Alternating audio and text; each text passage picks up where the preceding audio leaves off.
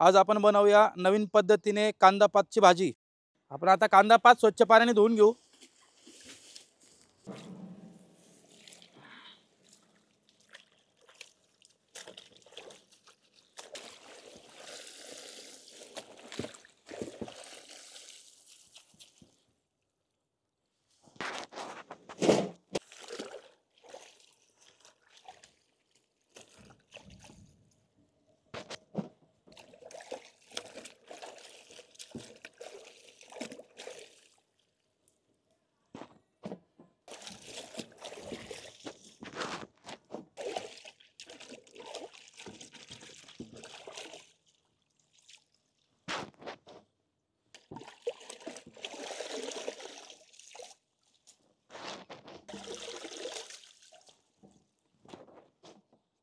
आपण आता सर्वप्रथम कांदा पात कट करून घेऊ।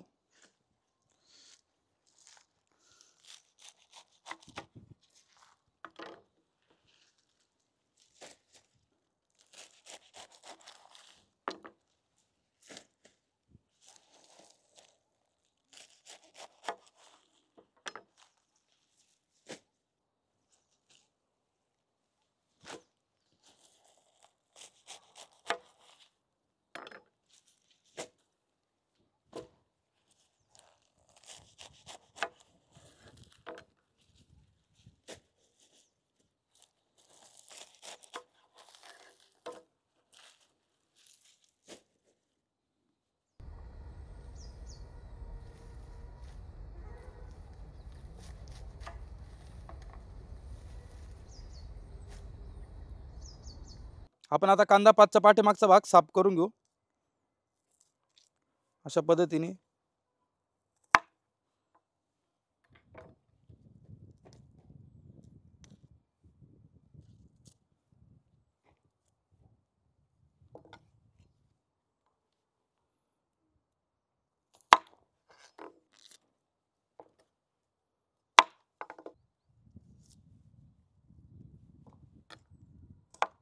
आपण आता कांदा पात कट करून झालेली ही आता आपण दोन हिश्श्यामध्ये कट करून घेणार आहे।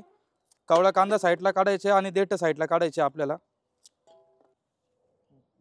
असा कावळा कांदा साईडला काढून घ्यायचा आहे आणि देठ साईडला ठेवायचे आपल्याला। बघू शकता अशा पद्धतीने।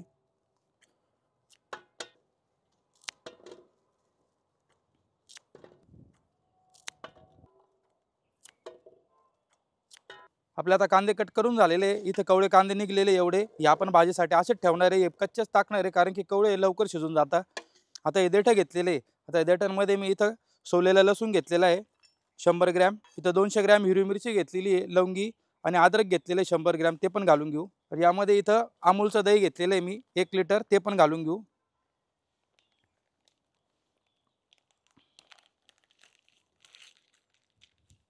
आपण आता यांची बारीक फाईन पेस्ट तयार करून घेऊ। आपण आता कांदा पात कट करून घेऊ भाजीसाठी।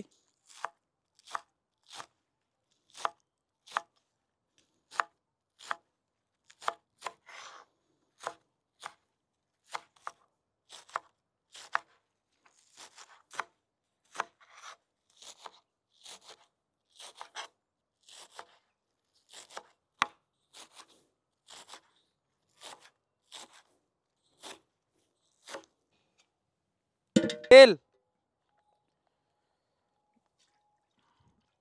जिरे, मोहरी, साबुत अख्खी लाल मिरची, कढीपत्ता,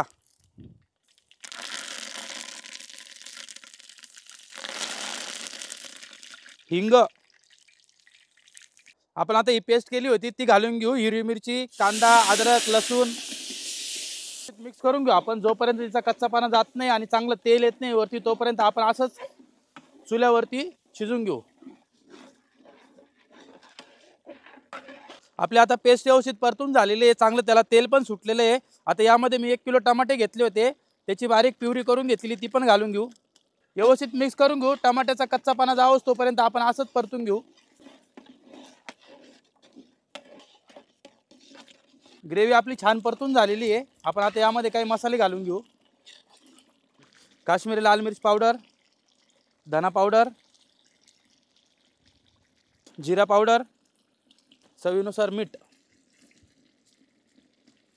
व्यवस्थित मिक्स करून घेऊ मसाले.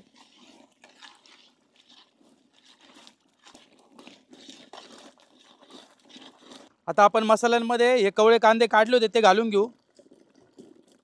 अख्खे कवळे कांदे टाकलेले आहे कारण की ते लवकर शिजता, यांना कट करायची काहीच गरज नाही आहे. या अख्ख्या कांद्याची चव पण आता अप्रतिम राहते, तुम्ही पण नक्की ट्राय करून बघा. 5 मिनटं आपण ग्रेव्ही अशीच अजून शिजून घेऊ. आपण आता बारीक चिरलेले कांदा पात घालून घेऊ ग्रेव्हीमध्ये.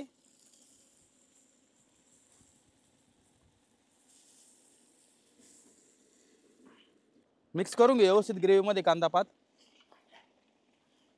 तुम्हाला दिसतं एवढी पातीला भरू नये, पण ती थोड्या वेळाने बघा किती कमी होणार आहे, पाणी सुटेल तिला अजून.